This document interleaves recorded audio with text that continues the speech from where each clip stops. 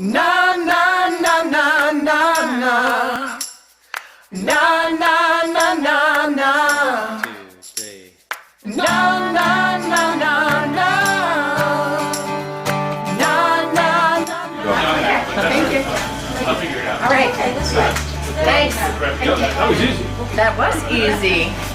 Hello everybody, I'm John Abamon and I belong to the Northeast chapter of the New Jersey National Federation for the Blind. This is the 75th anniversary of the NFB, the National Federation. This is the state's 39th annual convention and we're at the Manahawkin Holiday Inn. This is my third convention that I've attended. My blindness has been since birth, actually since day 17 of my life. They pegged it as RLF and they gave me too much oxygen in the incubator, and that's how that all occurred. This is Alice, and I'm here at the National Federation of the Blind 39th Convention, and we are here in Manahawkin at the Holiday Inn. And our next 3 days are going to be filled with technology. In fact, when I leave here, I'll be going to a Each One Teach One technology event. Later on Saturday, there's also going to be a technology panel, which I'm going to participate. We also have on the slate a banquet, a Friday night dinner. There's also, we have vendors here, and I'm looking forward to that. Hopefully Sherlock is here. We also, as part of the convention, there are major speakers, and as well as presentations. There's always the door prize and the scholarship winners will be here and receive whatever kinds of financial aid that will be provided for those individuals. I like the convention because when I first realized that and acknowledged my deafblindness as far as how it impacted me and my children and how others perceive me as an adult after teaching for 20 years and still having access issues. Coming to the convention was freedom. It was like, besides getting to meet people that some of them are like me, some of them not, but I'm on an equal footing with everybody. It's a can-do kind of spirit, the idea of like, there's always something new to learn, there's always something new to find out, there's always something or some place to be, a meeting, a gathering, learning a new skill, or getting to be able to do what I'm doing now. This is what I can do, and please excuse the fact that I have a disability, but that doesn't define what I am. You know, the disabilities, in my case, as far as I'm concerned, is kind of secondary. What I do with the rest of my life is way more important, way more time consuming, and I spend a lot of time doing it, so I love to learn. My name is Alice Eddy, and I'm talking to Amal about the accommodation access kits that the hotels typically have. We're in the Holiday Inn in Manahawkin, New Jersey, and I'm pointing out to him that the hotel staff, and when they knew that I asked for the kit, they came up. You don't even have to be in the room for them to put it in. They installed, it's a separate doorbell, because for instance, if you knock on my door as a deafblind person, I'm not going to hear you. But when you push this button on the desk is a flasher that will flash the minute this is pushed. If the clock goes off, there's a flasher that will let me know that the alarm clock has gone off. There's also a flasher if the on the table for the telephone, when the telephone rings. Even if I have one-sided conversations when I pick up the phone, at least I know the phone rang. I have a Pebble Watch that's paired with my iPhone and my iPad and an app on my phone called Gracie. The Gracie app lets me know, for instance, when my cell phone, I'll show you. Here's my Pebble, that's the app for my Pebble. The Pebble is paired to my phone, so that even if I can't hear my cell phone, like if I'm outside and have environmental noise, I'm never going to hear it ring. But my watch does, and it will vibrate and flash, so that I know that my phone is ringing. For instance, if you send me a text message, it's paired to the watch so that the text message comes across my Pebble. I have the coolest app. It's called I See What You Say. It's through the phone. It's an app for my Pebble. And for instance, you can be the driver in the taxi cab. The person talking in the back seat, you can talking to your phone saying, I want to go to whatever street it is. on the Pebble is the conversation. It shows up on my watch, so that I would know what you said even if I can't hear you talking. So that's the coolest thing about having the Pebble. And the other part that's really cool, I will show you the Bracy just so you see it.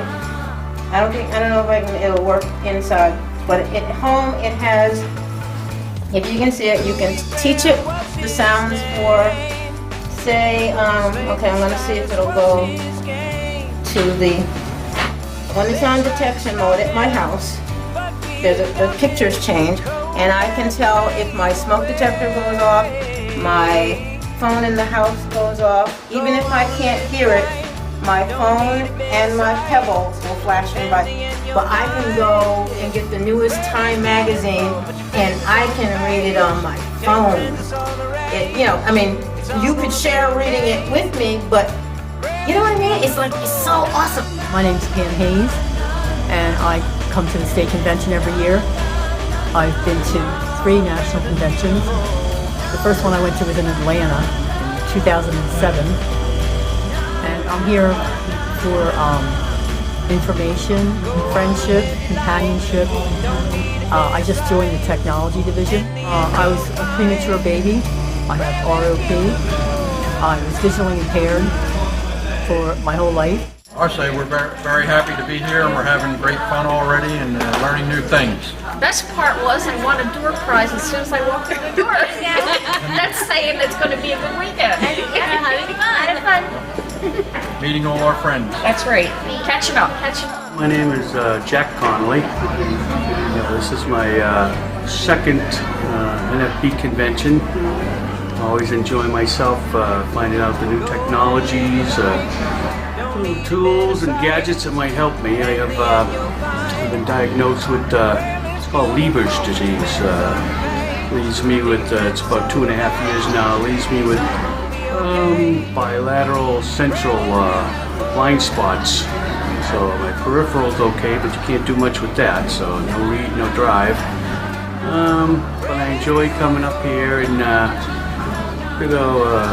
hanging out with my compadres and all the festivities, make new friends, and new contacts. I got lots of literature that I gotta pour through with my magnifier, and got some things to pursue after this. And I'm looking forward to continued association with the NFB. I love it. It's great.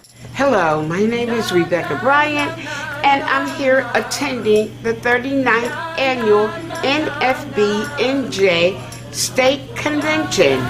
I'm here at the convention today with my husband Solomon, who's upstairs with the television, and with my chapter member Rose Sims and a friend of hers, Rhonda. This is my 5th convention I attended with the NFB. Each year is different, it's better, and it's more informative. For this year, I'm willing and I'm open up to gain as much education as I can about being blind as a diabetic, with Braille, with technology, and any other education I can get to help me live the life that I want to live as a blind person. Hi, my name is Karen Fitzpatrick. I'm a member of the NFB. I'm on the senior division and also the deaf-blind division. And today I'm working here with the I Can Connect program and the SSP program at this table. A couple of years ago, I received equipment from the I Can Connect program, which is for people that have a combined visual impairment and also a hearing impairment. And one of the things that I received through the program is the Ruby handheld magnifier. And I'll just set this up. And I believe this magnifies up to 20 times. As you can see, this magnifies. I can enlarge it. Put back down again. I can also change the background color. And this would be kind of hard for me to read. Black background, yellow. And you also can go to blue. Over this way, Penny. Just black and white with a reverse, a black background with white print. Or go back to white with black print, and then it's in color too. Here's a picture here to show you. Na na na na na na. Na na na na na. So the commission trained her to do brailing, to actually do embossing. And since I was in so many AP courses and such, that was really helpful because now I was getting material on time. So it was great because I got rid of Bunny leaning on my shoulder and walking down the hallway. And I was actually getting some material, but not everybody's that lucky. You know, there are a lot of students, unfortunately blind students, who have an age trailing around after them, and it's really detrimental, I mean, just psychologically, because high school is a rough spot where you're trying to figure out who you are and who you want to be and where you fit in. And, you know, having this adult, like, trailing after you and grabbing you and, I don't know, sitting at lunch with you is not healthy. Hi, my name is Pat Hildebrand. I'm here at the National Federation for the Blind Convention. I am here to support my grandson Ethan, who is 8 years old. He was born visually impaired, and we have been my husband, myself, my daughter, my sons, we have been his advocates since the very day he was born, and we found out that he would have very, very little sight. And we have always supported him, and that's why we're here at the convention. He absolutely loves coming to this convention. He spoke earlier today about the Bell program, which he was a part of this summer, which was to help him in his Braille literacy. And it's a wonderful, the programs that they offer here from the National Federation are wonderful and really help to encourage these children who have little to no sight at all, to teach them that they can function just the same as you or I can with our sight. My name is Ed Godfrey. I'm with the Garden State chapter in Cherry Hill, New Jersey. I've been to several of these conventions, and every year I come to a convention is a learning experience. I'm excited about being here, listening to the various speakers, learning about technology. Even though I'm a technology instructor, you never stop learning. So no, it's a great opportunity for anybody. I'd recommend anybody come to a convention because there's always something to learn. And not only that, but just networking with other people, meeting different people from different backgrounds, and it's just a great experience. I'm here with my wife and my 20-year-old daughter, and not only for me I get a lot out of it, but they also get a lot out of it too. It's a family thing that we do. I do Braille. I teach my students Braille. I teach my students how to use the computer. Also, a couple of them are using the iDevices. But not only the tech, we talk about the high tech and the technology, but it's the low tech things. Teaching them how to use basic, now how to get around as a blind person, how to get your food as a blind person, the things that people do every day. You try to share the skills as a blind person and how to do things as a blind person. I'm a diabetic, and I use various devices to manage my diabetes, for filling an insulin syringe and testing my glucose and things of that nature. Hi, I am Marlene Ayupa. I'm a registered dietitian with Southern Ocean Meridian Medical Center, and I'm here today at the Association for the New Jersey Blind Convention to speak on healthy eating for people with diabetes. The message is basically that it's a lifestyle change, and in order to stay healthy, you want to make changes that are going to last a lifetime.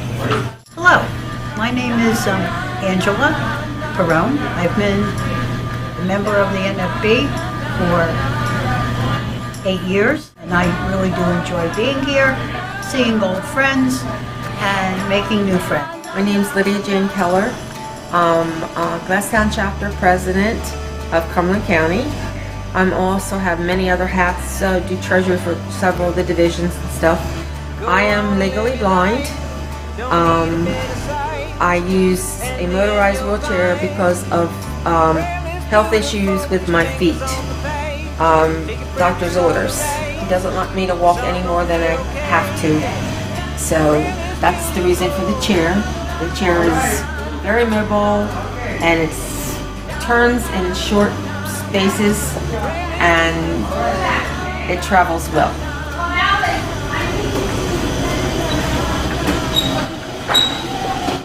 Hello, my name is Les Cameron. I'm an NFB member. I've been a member for 7 years. I've been coming to the conference for the last 4 years.